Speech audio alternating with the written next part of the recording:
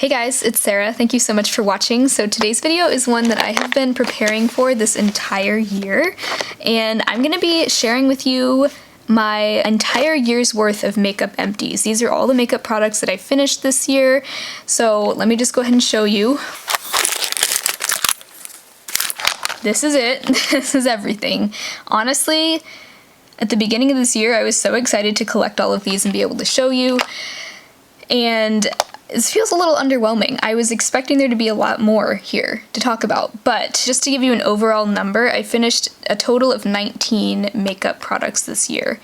So, I mean, I still feel pretty accomplished. Some of these things took a lot of work and dedication to use up, so I'm gonna go through and just kind of share my thoughts on everything, let you know which of these things I would repurchase, which honestly, it's very few things out of this that I would repurchase. But I'm just gonna go ahead and organize these into categories, and then we will talk about it. This is my first time ever doing a makeup empties video, but I know that I've seen a few other people do them. I know Too Much Tosh did one last year, and she really inspired me to save up all my empties for this year, so I'm gonna link her video down below.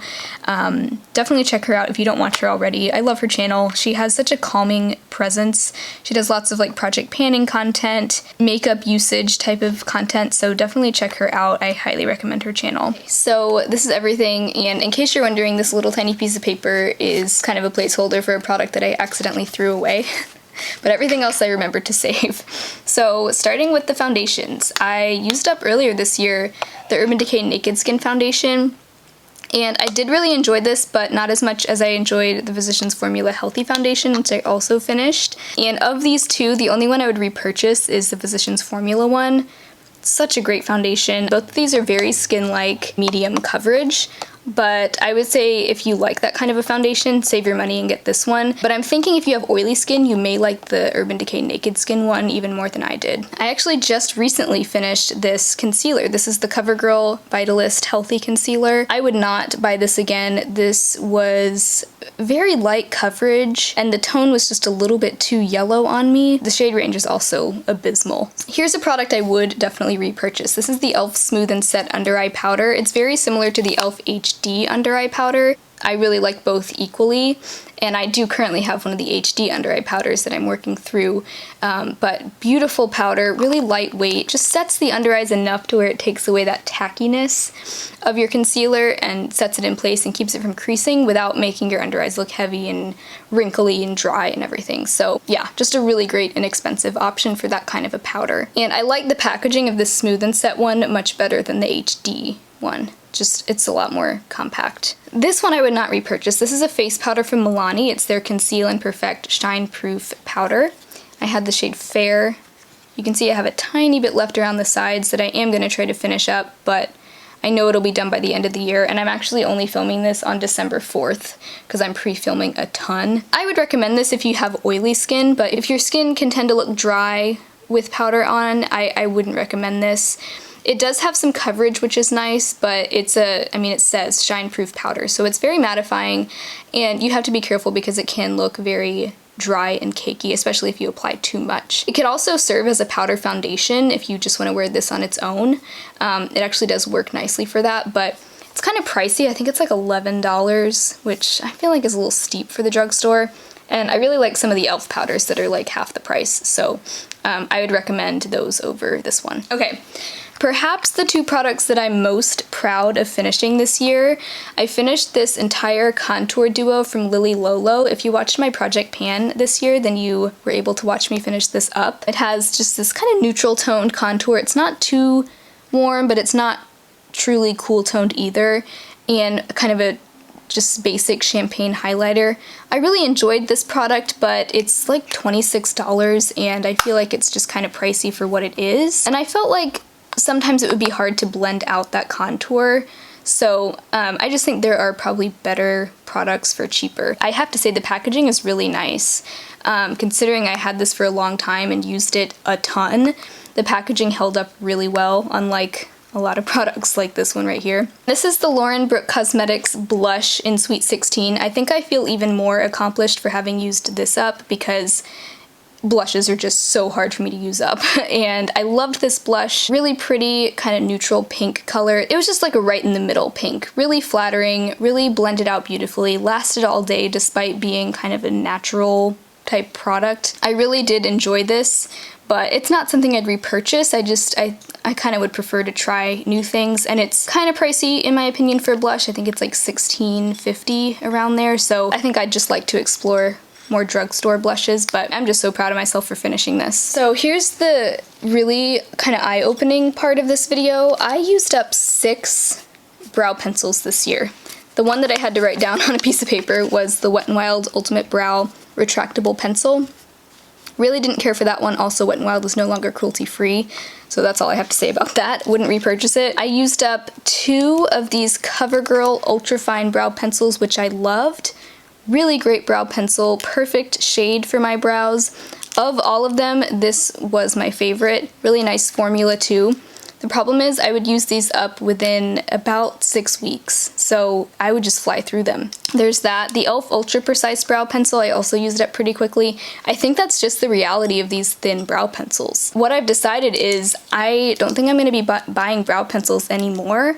I'm trying to switch over to a brow pomade, so I'll let you know how that goes. I feel like this is a lot to go through in a year, and let's say I think on average I may have spent $5 on each of these. Actually, some of these were closer to 10. So let's just say the average was $6 per pencil. 6 times 6, that's $36 on brow pencils. And if it was an average of $5, it's like still $30 in brow pencils in a year. So thinking the brow pomade is going to be much more cost effective because I heard they last at least a year and it's like a $20 investment. So I'm hoping that'll work for me, but I did really love those CoverGirl ones. The e.l.f. one I liked, but the tone of their taupe one was just slightly too warm for my brows. And then, let's see, the NYX Micro Brow I really liked. This one I think I used up the longest ago. I also had the shade Taupe in this one. Very comparable to the ABH Brow Wiz. I don't remember how long it took me to use this up, but I don't think it took long. And then this one was like a record-breakingly quick one to use up. The Jordana Quick Brow Micro Pencil in Natural Taupe. I used this up in no more than 2 weeks, and I was only using it on the tail end of my brows because it was too dark.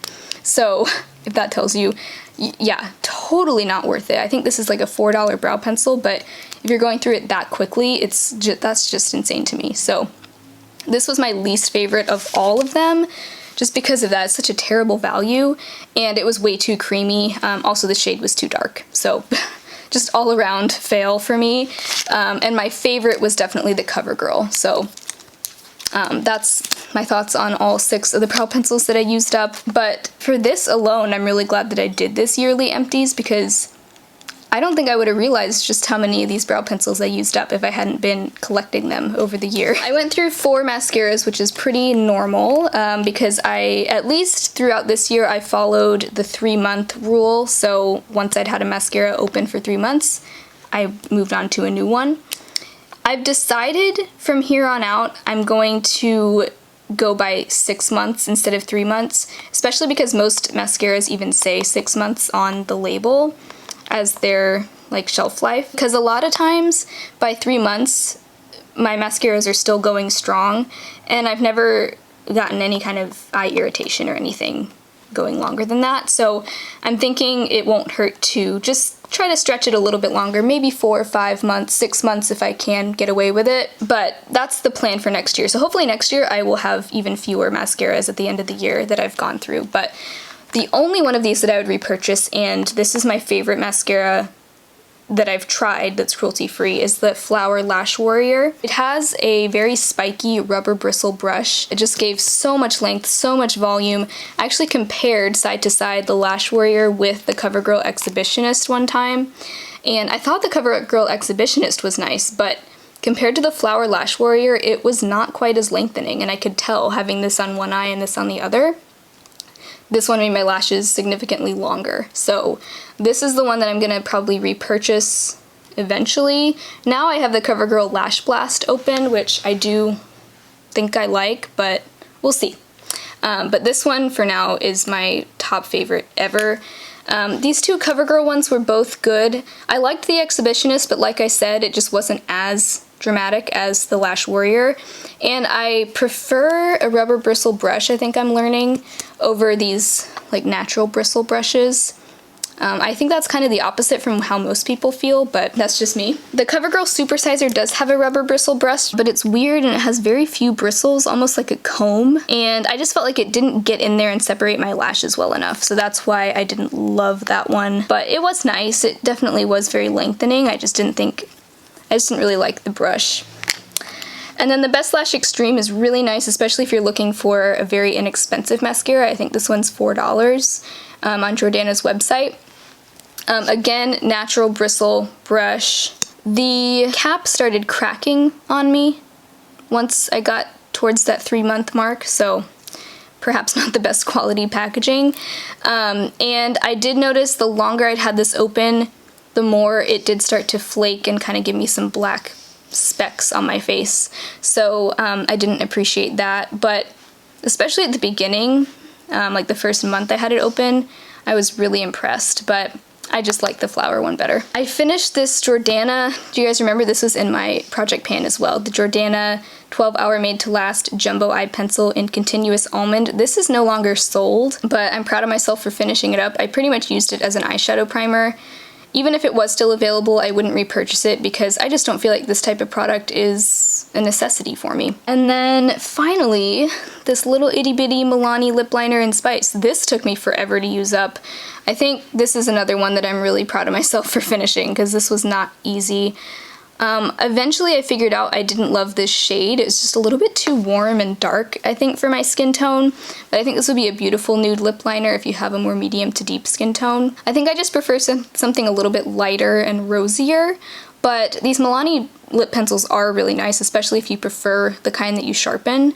I don't really think many people do prefer that, but if you are one of those people, it's a good one and it's like $5. So, wow, those are all my makeup empties. I wanted to share the overall monetary value of all of this, of all the products I finished.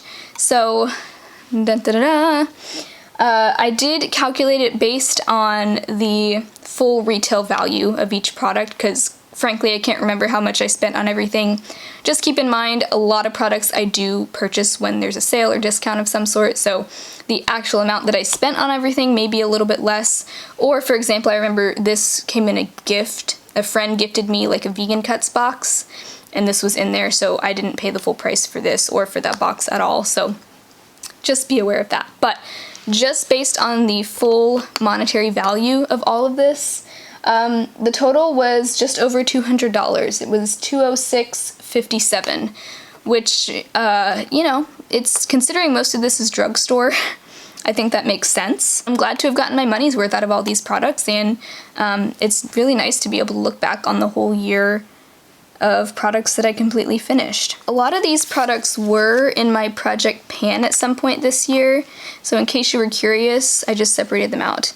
These were all in my project at one point or another, and then all of these were not. So, in case you were curious. I'm really proud to have finished all of these. I'm excited to finally get rid of them now. I've been collecting them in a bin in my closet all year long.